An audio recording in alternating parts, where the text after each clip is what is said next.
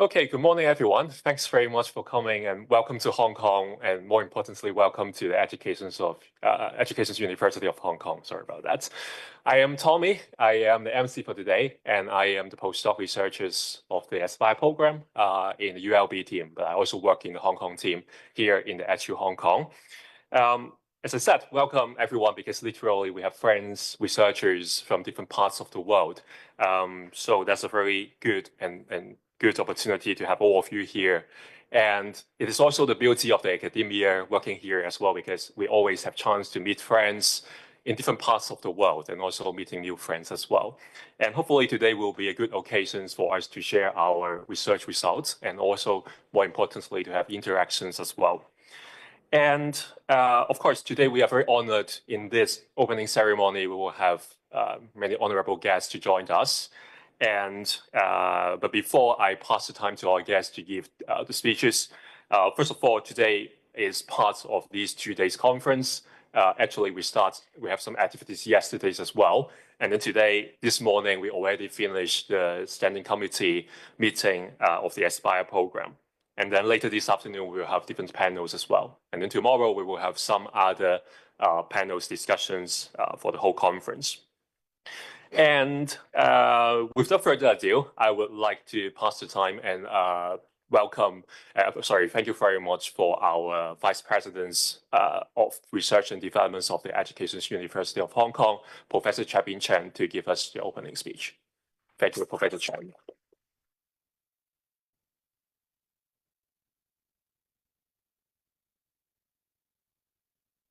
Ambassador Ross, distinguished guests, colleagues, and fellow researchers. It is my great honor to welcome you all to the challenges and future of Transnational Mobility Conference, hosted here at the Education University of Hong Kong.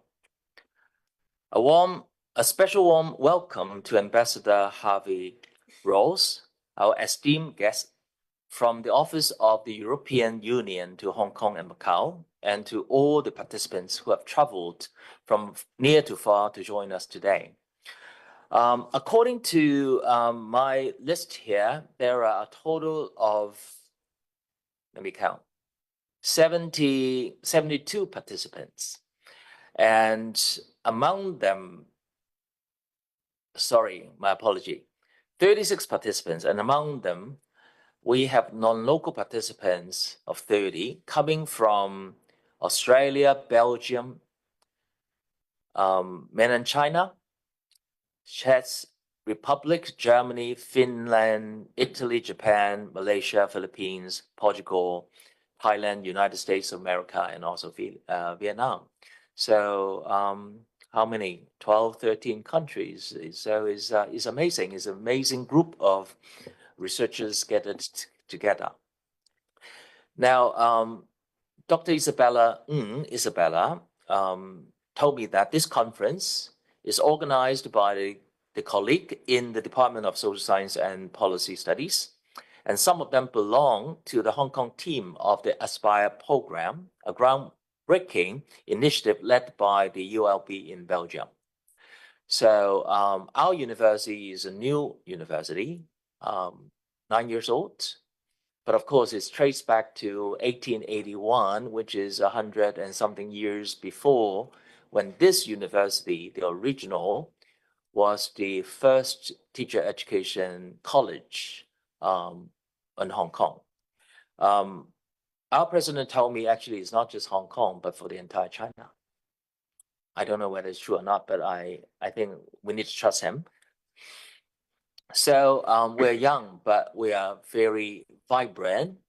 And also our faculty members are very energetic and establish a lot of these international connections and helping to solve problems of the world. And the Aspire focuses on understanding the dynamics of aspiring Asian migrants migrating to selected countries in Europe, particularly the policies and practices that shape transnational mobility. It brings together researchers, policymakers, and address the challenges and opportunities of global academic exchange. So today's function, actually, today's event, it matches very well with the department and also our university. And of course, our PI is Dr. Isabella Ng. And I'm proud that my colleagues are the key initiatives initiators of this program.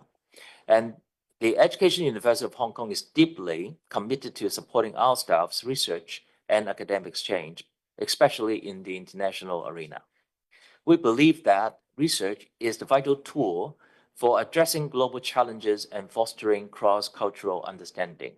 And by organizing this conference, which brings in early career researchers, as well as seasoned and world-class scholars from Europe, America, Australia, and Asia, we hope to share thoughts and insights on transnational mobility, migration policies, and other issues that relate to migration. And early on, when we talk, Hong Kong actually is playing a very important role in connecting, bridging, bringing in, going out China and also the rest of the world. So today's event actually would view this area.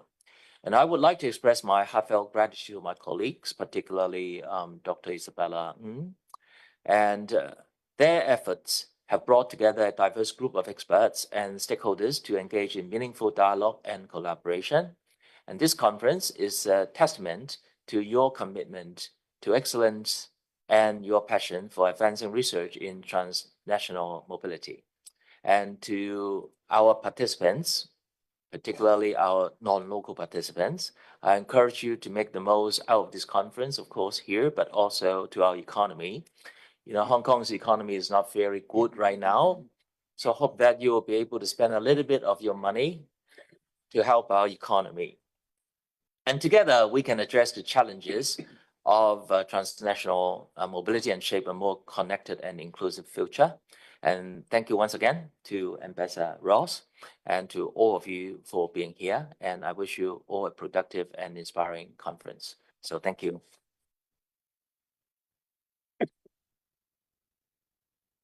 Thank you, Professor Chan. And as mentioned by Professor Chan, we are very honored to have the head of the European Union office in Hong Kong and Macau, Ambassador Harvey Bruce, to join us. And would I invite Ambassador Bruce to give us the speech? Thank you.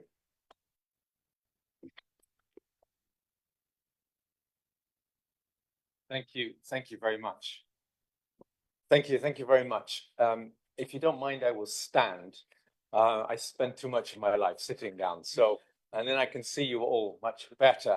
So, dear Professor Chan, dear Professor Lee, dear Dr. Hu, friends of the EU and friends of Hong Kong, members, of course, of Aspire Project and the academic world, ladies and gentlemen, a very, very good morning to you all.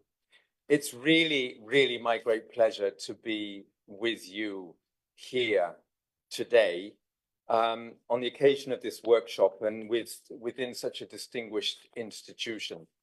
And as Professor Chan said, it's so great to see so many different nationalities. As you probably know, the motto of the European Union is united in diversity. And I think here I can see that very much working together. And I've seen also quite a few from the ASEAN region, and I think we share a little bit that motto too. So great to see so many of you here today from all over the world. Higher education and the academic world have always been really close to my heart. I have been blessed with having so many great teachers in my life that have played such an important role in shaping the person that I am today.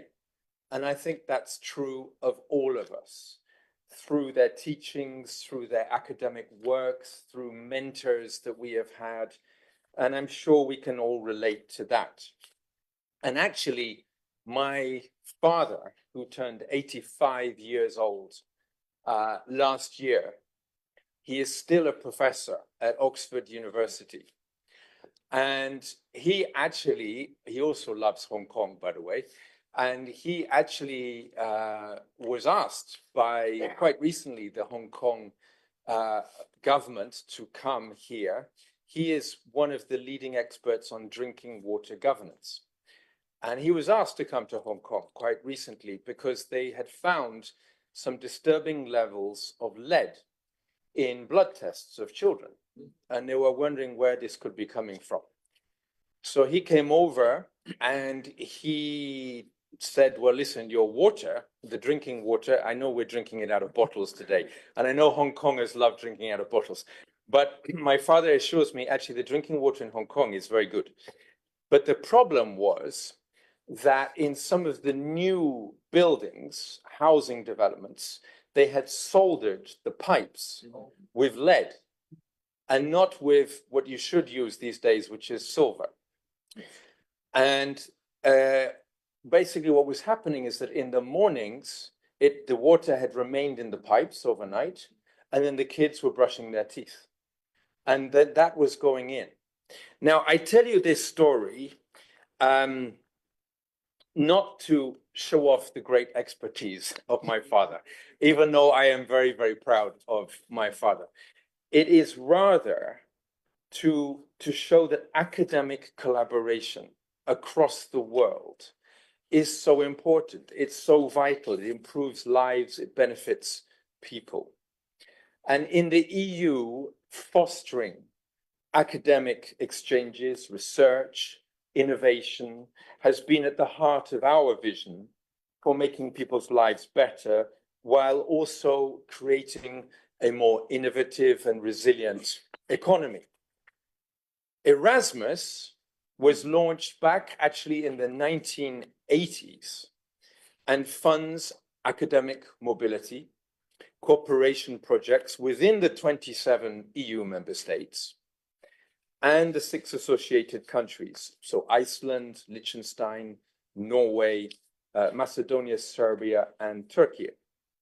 And then you have under the Erasmus Plus latest program, so for 2021 to 2027, the EU invests as much as 26 billion euros to support exchanges and mobility.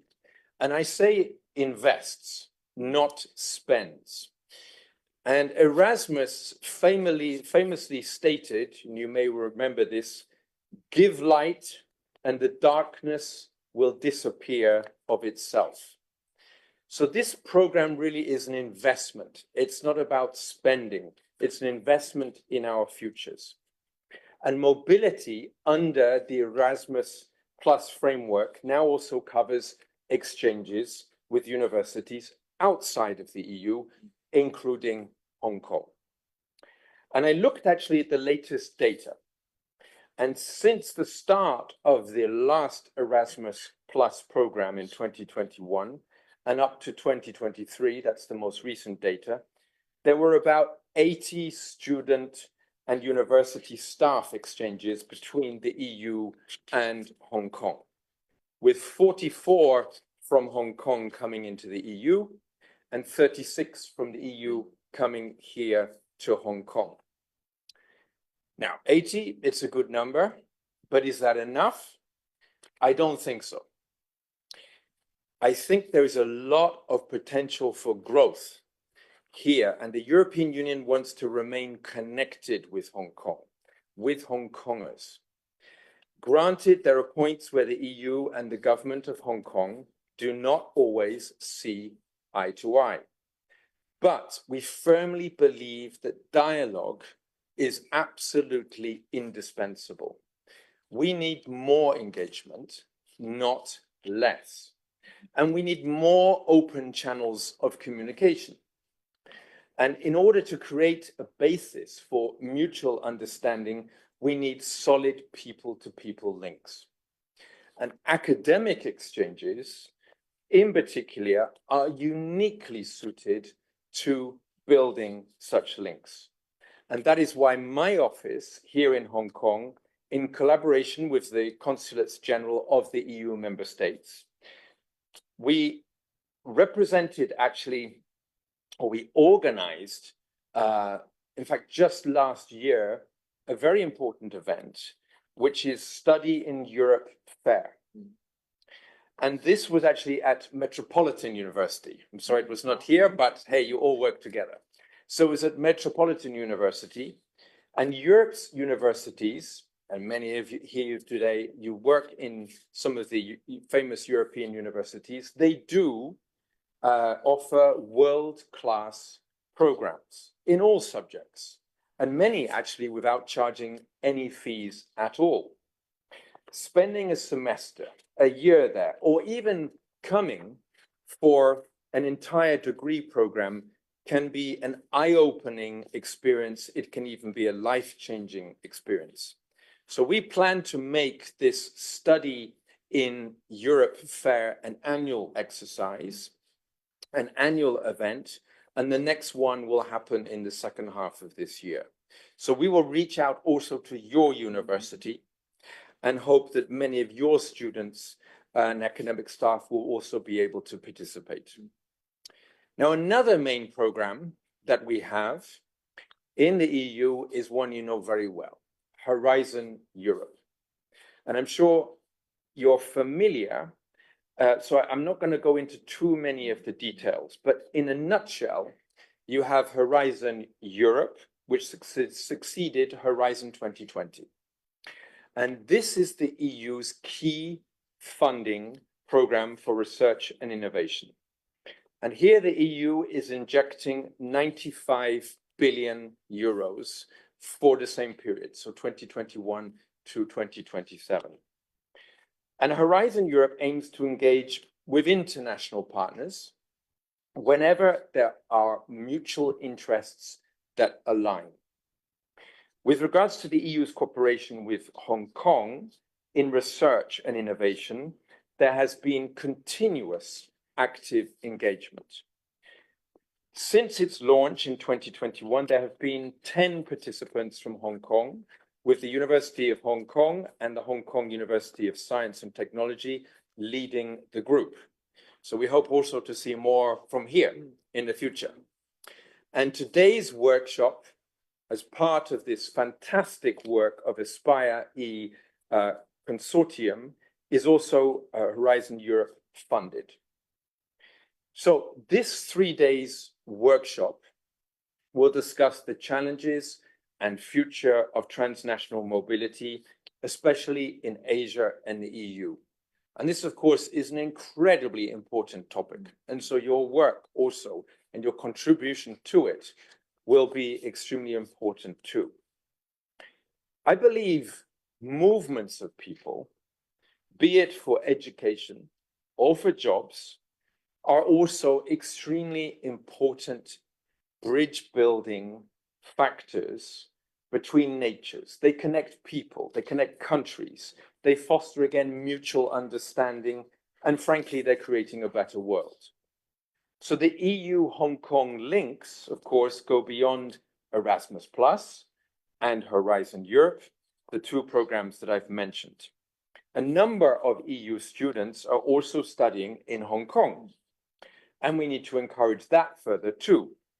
And many of them actually seek to stay in Hong Kong and work here, thus contributing to the very important economy you mentioned as being a key component of a diversified and talented workforce. And this is actually, and we were speaking about this earlier too, Professor, one of the central pillars of Hong Kong's success has been to have this large pool of diversified international talent and have this unique society. And the EU also, and maybe you're not aware of this, but the EU also is the largest foreign business presence in Hong Kong.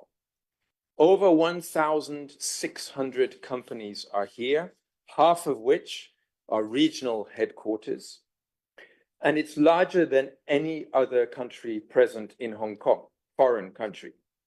And the EU Hong Kong also annually have about a 70 billion euro trade relationship. So very important also. And as we are the largest foreign business community, I think we will continue to contribute to the Hong Kong economy. But more broadly, Europeans in Hong Kong contribute to Hong Kong's, as I say, uniqueness, innovative mindset, to its blending of cultures, which has always made Hong Kong extremely successful and a very, very enjoyable place to live also. And as I've repeated over and over in my now nearly 6 months here in Hong Kong, this needs to be preserved if Hong Kong wants to remain successful going forward. So, dear friends, we are really pleased that the Research Grants Council continues to mobilize resources to set up co-funding mechanisms to support the participation of Hong Kong entities in Horizon Europe projects.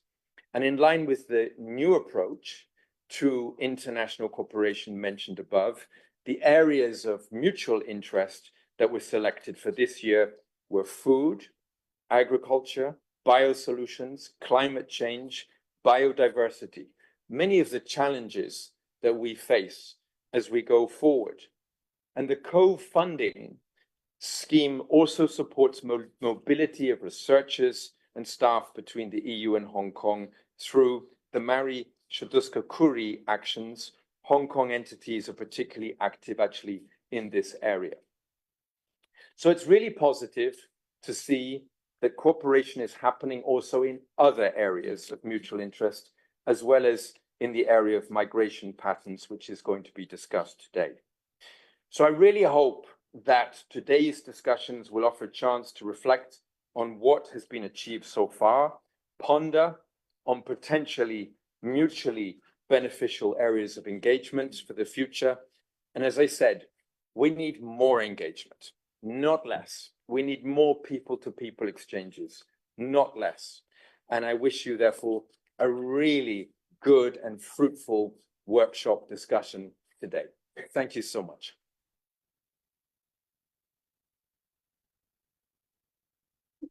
Thank you, Ambassador, and the inspiring speech. Admittedly, we are in the heydays of populisms, but I think the best response is always to stay united and also to embrace diversity. And that is also the reason why we're here as well. So in the following, we will have the brigade's presentations. May I invite the students' representatives, as well as our Vice President, Professor Chen, to present the brigades to our ambassador.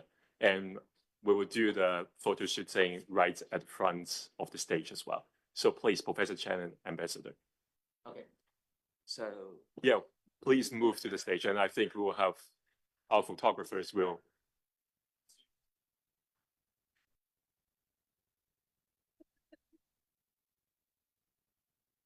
So let's give a round of applause to our guests.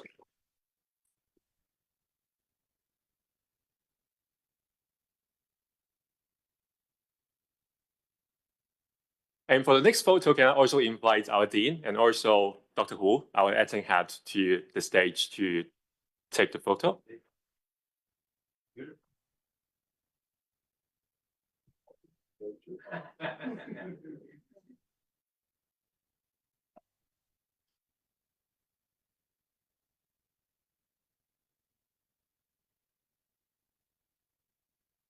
So we will do 2 more photographs. The next one, would I invite Dr. Isabella Ng, the PI from Hong Kong team, as well as Dr. Asuncion Fresnosa-Flot to come to the stage. Thank you.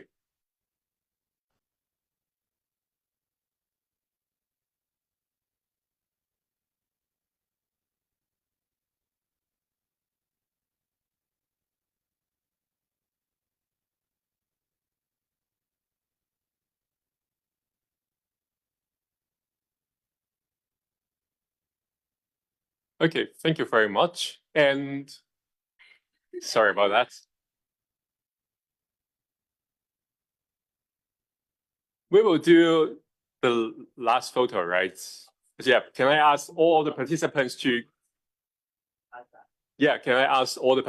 come to the stage, and we will take a group photo all together.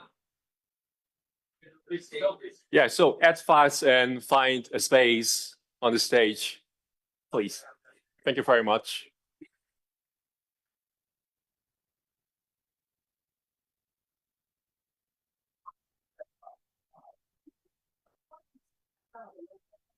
Okay.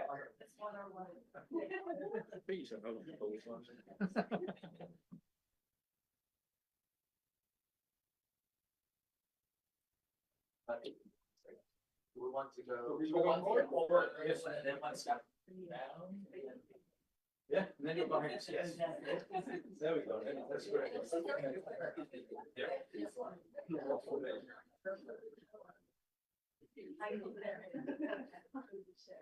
Don't be shy, everyone, please.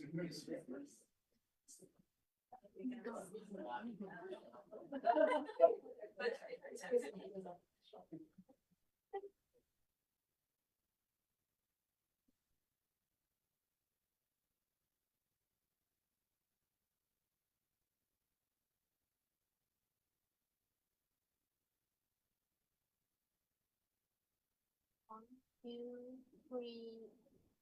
One more.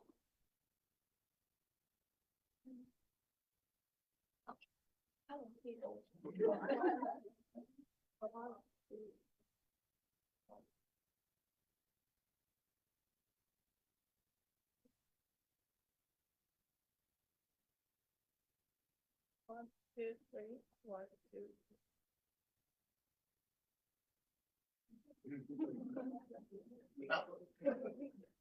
Great.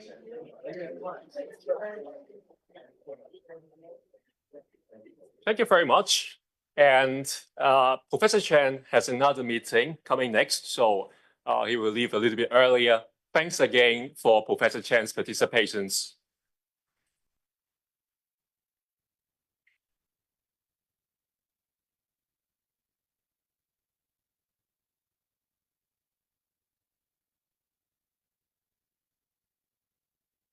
So in the opening ceremony, we are also lucky to be joined by the Dean of the Faculty of Liberal Arts and Social Sciences, Professor Lee. Professor Lee will give us a speech as well. Thank you very much. So I would like to stand as well. Anyway, so honorable guests, ladies and gentlemen, on behalf of the Faculty of Liberal Arts and Social Sciences, it's my pleasure to warmly welcome you to the Challenges and Future of Transnational Mobility Conference. Over these 2 days, this conference will explore the theme of transnational mobility through a series of keynote speeches, panel discussions, and interactive sessions. We will delve into critical questions such as what transnational mobility means in today's globalized world, why it matters for policy and research, and how we can address its challenges and opportunities. These discussions will provide valuable insights and foster meaningful collaborations among participants from diverse backgrounds. Migration and transnational mobility are critical issues in today's interconnected world, and your research helps us better understand the impact on societies, economies, and government policies. I'm immensely proud of our colleagues from the Department of Social Sciences and Policy Studies, led by Dr. Isabella Ng at the Education University of Hong Kong, for their leadership in this program and making this valuable platform of knowledge transfer possible. To all the participants, I wish you all a fruitful and engaging experience at this conference. May your discussions be insightful, your collaborations meaningful, and your ideas transformative. For our international guests, I also hope you will take some time to explore and enjoy the vibrant city of Hong Kong. So thank you once again for being here. So let us work together to shape the future of transnational mobility and create a more inclusive and connected world. Thank you very much. Thank you, Professor Lee. And by the end of this opening ceremony, may I also invite Dr. Hu, our acting head of the Departments of Social Sciences and Policy Studies, to give us the concluding remark. Okay, thank you, Tommy. Distinguished guests, Professor Chen, colleagues and friends, good morning. I'm Fox Hu. I'm the acting head of Department of Social Science and Post-Study at the Education University of Hong Kong. Now, on behalf of the health department, I would like to extend my welcoming you to come to this symposium on challenge the future of transnational mobility. There's a traditional Chinese saying that we travel over 1,000 miles together to meet because of common fortune. 有缘千里来相会. I guess so. Obviously, today this is our common fortune, our common interest in transnational mobility that brings us together here at the Education University of Hong Kong. Now, as a global phenomenon, transnational mobility is a well-established topic in sociology and social science at large. In this increasingly interconnected world, the movement of people across borders has been a defining feature of our global landscape. But we all understand, I think all the experts here, we understand that transnational mobility is not just the people across the border. It's also about connections that are established, that are sustained, and also transformed along the way. And this connection, these social networks, they are the invisible threads binding individual, binding people, binding family, and binding community across continents. And these social networks, they shape our identity, our opportunities, shape outcomes, often in profound and unexpected ways. And also, these social networks are not only academic problems, they are also human ones. Behind each social work is a story about individuals, about family, about their emotion, about their struggles, dreams, and also resilience in communities, in cities, regions, and countries around the trajectory of their mobilities.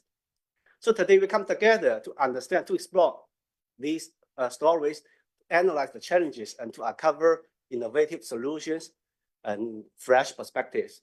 I hope that our discussion in this symposium can bring us closer to our world where transnational mobility is not just managed, but also understood, respected, and also celebrated as a fundamental part of our sharing, globalizing world. Now, SSPS, the Department of Social Science and Post-Studies, is very pleased to co-sponsor this symposium. At SSPS, we have a group of excellent researchers with a diverse expertise in different disciplines, including sociology, public administration or public policy, business and finance, as well as geography. Now, in the past years, the department has been striving to develop strategic research area. And one of the proposed strategic research area is gender, migration, and social spatial mobility. So I would like to take this opportunity to extend warmest welcome to all of you to visit us in the future so that we can work together to develop this small research cluster gradually into a vibrant node in the global research network on mobility and transnational mobility.